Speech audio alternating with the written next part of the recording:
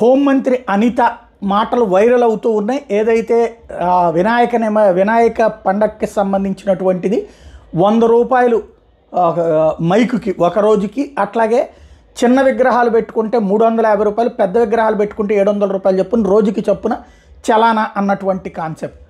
అయితే దీని మీద పెద్ద ఎత్తున వైరల్ అయ్యాక అబ్బే అసలు మేము అట్లాగ వసూలే చేయలేదు, అది వైసీపీ ప్రభుత్వ హయాంలో ఇచ్చినటువంటి జీవో అంటూ తాజాగా ఆమె ఏం చెప్తున్నారో ఒకసారి విందాం. ఇది జీవో 2022లో అంటే వైఎస్ఆర్సీపీ గవర్నమెంట్ లో ఉండేటప్పుడు ఈ జీవో ఇష్యూ చేశారు. అయితే విషయం ఏమైందంటే కరెక్ట్ గా 15 డేస్ బ్యాక్ 20 డేస్ బ్యాక్ మాకు అన్ని కలిపి ఒకే పోర్టల్లో అంటే సింగిల్ విండో విధానం తీసుకొచ్చి, ఆ సింగిల్ విండో విధానంలోని ఇప్పుడు మన electrical department permission, R&B permission, panchayat municipality permission, police permission, electricity permission, ఈ 5 పర్మిషన్స్ డెఫినెట్ గా మనకి వినాయక మండపం పెట్టాలంటే ఉండాలి. ఇంతకు ముందు ఏం చేసేవారంటే ఒక్కొక్కరు ఒక్కొక్క దగ్గరికి వెళ్లి పర్మిషన్ తీసుకునేవారు. మేము అలా కాకుండా ఒక జాయింట్ ఇన్స్పెక్షన్ పెట్టి ఒక జాయింట్ సింగిల్ విండో విధానం పెట్టాం. అయితే ఆ రోజు ఏం చేశారంటే ఇదే జీవోని నాకు డిపార్ట్మెంట్ వాళ్ళు తీసుకొచ్చి ఇచ్చారు.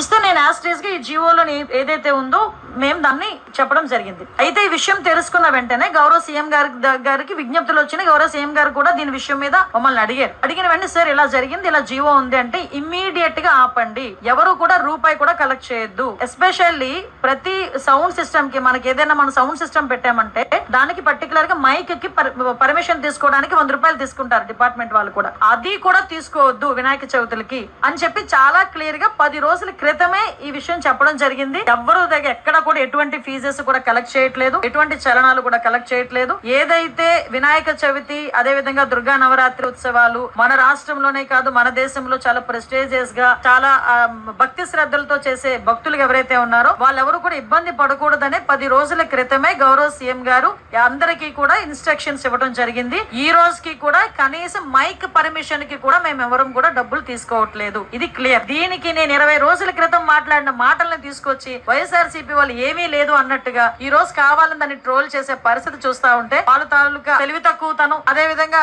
వాళ్ళు బురద జల్లే కార్యక్రమాల్లో వాళ్ళకి టైము సిచ్యువేషన్ అలాంటివి ఏం అవసరం లేదన్న సంగతి కూడా చాలా క్లియర్ గా అర్థమవుతుంది.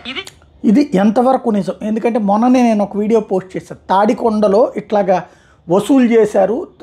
ఏదైతే అమరావతి సమీపంలో ఉన్న తాడికొండ దగ్గర అప్పుడు హిందూ జనశక్తి వాళ్ళు వెళ్ళి అక్కడ ఉన్నటువంటి వాళ్ళని అడిగితే పోలీసులతో కూడా మాట్లాడితే అట్లా లేదన్నారు. అప్పటికే డబ్బులు వెళ్ళిపోయినాయి, CMS వాళ్ళు వసూలు చేశారంట. ఇప్పుడు ఇందులో నిజంగా అంటే ఏది వాస్తవం? ఒకటి, ఇప్పుడు ఒక జీవో ఇచ్చిన దాన్ని మంత్రి గారు చదివారు, ఆ తర్వాత ఇంకొక జీవో ఇవ్వాలి, ఇట్లా ఏమి వసూలు చేయొద్దు, ఈ ట్రిప్పు ప్రతి ఒక్కళ్ళకి ఫ్రీ అని జీవో ఇస్తేనే కుదురుతుంది, లేదు అంటే ఇట్లా డబ్బులు వసూలు చేస్తారు. ఇప్పుడు వినాయక చవితి పండగ నిర్వహించినటువంటి పందిళ్ళ వాళ్ళు చెప్పాలి దీంట్లో ఏది వాస్తవమని. పందిళ్ళ వాళ్ళు చెప్తుంది అయితే వాళ్ళ దగ్గర చలానా కట్టించుకున్నారు అన్నది. ఇప్పుడు మంత్రి గారికి తెలిసింది లేకపోతే మంత్రి గారు చెప్తున్నది నిజమా, కట్టించుకున్నది నిజమా?